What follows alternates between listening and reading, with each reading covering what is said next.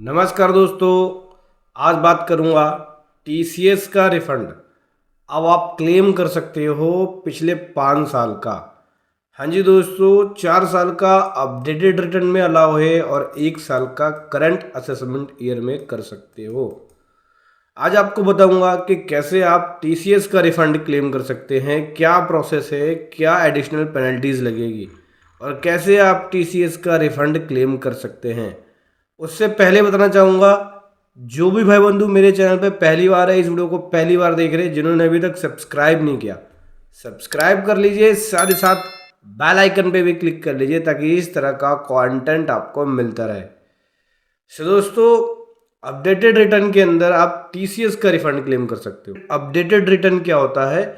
Updated return 139.8 के अंदर file करते हैं, इसको आईटीआर यू कहते हैं। पहले ये 24 महीने के लिए अलाउ था, मतलब पिछले 2 साल का आप कर सकते थे।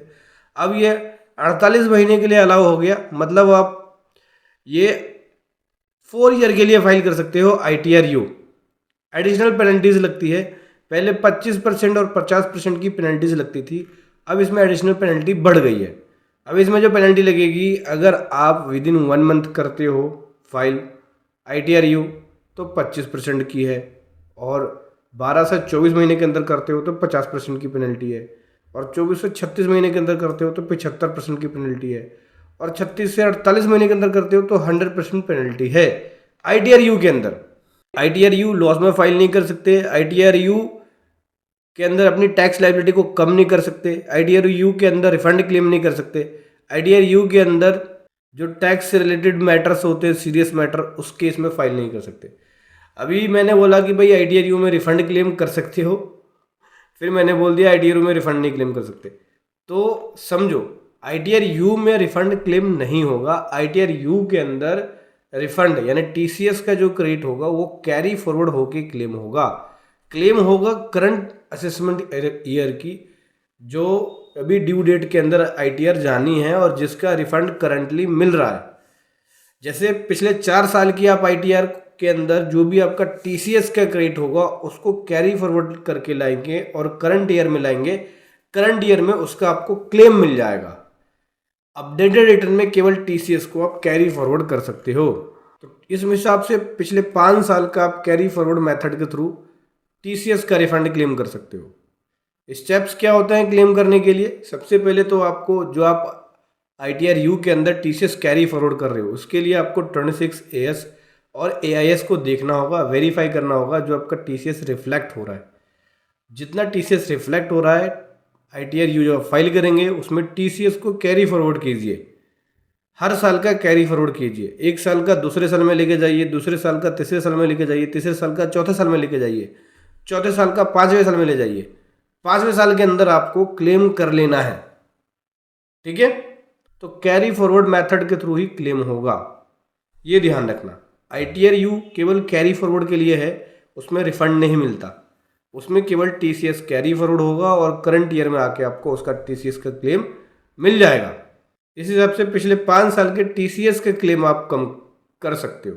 तो जो टीसीएस होता है मोस्टली ज़्यादातर ये मान के चलिए कि आपके एक्सपेंस पे ही काटा जाता है। जब आप कोई चीज़ परचेज कर रहे होते तब आपका टीसीएस कटता है। जैसे कि अगर आप व्हीकल परचेज कर रहे हो तो टीसीएस है, फॉरेन टूर पैकेज परचेज कर रहे हो तो टीसीएस है, आप फॉरेन कंट्री में कोई कार्ड कहीं स्वैप कर रहे हो, फॉरेन रेमिटेंस हो रहा है तो उस केस में टीसीएस कटता है।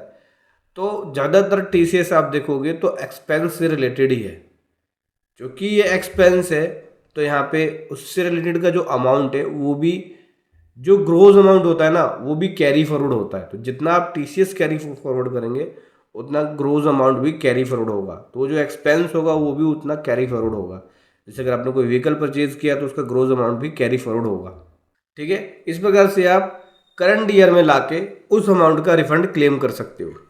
जो भी आप रिफंड क्लेम कर रहे हो वो टीसीएस आपके 26 एएस और एआईएस में होना चाहिए। कल को कोई भी डिमांड या नोटिस आता है तो आप दिखा सको कि भाई मेरा ये 26 एएस के अंदर ये टीसीएस मेरा आ रहा था जिसका मैंने क्लेम लिया है। तो वो आपका टीसीएस 26 एएस में या एआईएस में होना चाहिए प्रॉपर। जब भी आप कैरी फॉरवर्ड करो करंट ईयर में लेके आओ, उसका एक प्रॉपर आपके पास डॉक्यूमेंट हो कि कौन कौन से ईयर का कितना कितना क्लेम था और कितना मैंने इसको कैरी फॉरवर्ड लेके आया और कौन कौन से ईयर में कितना कितना मेरा 26 में आया। ये टीसीएस का जो रिफंड क्लेम करना है कैरी फॉरवर्ड मेथड का यूज़ करके, ये एक प्रोफेशनल वर्क है, हर कोई इसको नहीं कर सकता। इसके लिए प्रोफेशनल नॉलेज की ज़रूरत पड़ती है। आप चाहे तो हमारी पेड प्रोफेशनल सर्विसेज ले सकते हैं पिछले 5 साल के टीसीएस के रिफंड का। पेड सर्विसेज का लिंक वीडियो के डिस्क्रिप्शन में है दोस्तों। ये कैरी फॉरवर्ड मेथड का यूज़ करके ITRU यानी updated return under section 139(8)(a) के अंदर आप पिछले 5 साल के टीसीएस का रिफंड क्लेम कर सकते हो। बड़े ही केयरफुली से करना पड़ता है अपडेटेड रिटर्न फाइल। अगर गलत कर दिया तो आपकी अपडेटेड रिटर्न इनवैलिड भी हो जाती है। तो इस प्रकार से पिछले 5 साल का टीसीएस का रिफंड आप ले सकते हो।